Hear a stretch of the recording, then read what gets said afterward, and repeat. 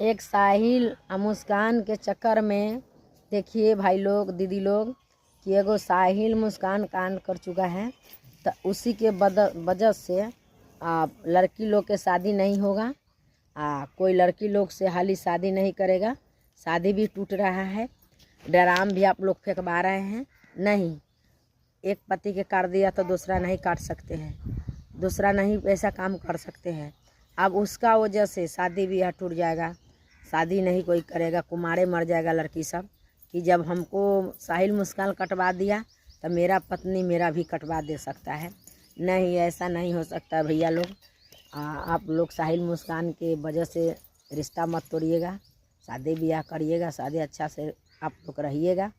देखिए, एक महिला अगर बेवकूफ़ हो जाता है, सब महिला थोड़ी बेवकूफ़ होता है। सबको ताकत हंसना नहीं ना है सबको पति के कटवाने के लिए। आप लोग सपोर्ट करना, लाइक करना, शेयर करना ज़्यादा से ज़्यादा।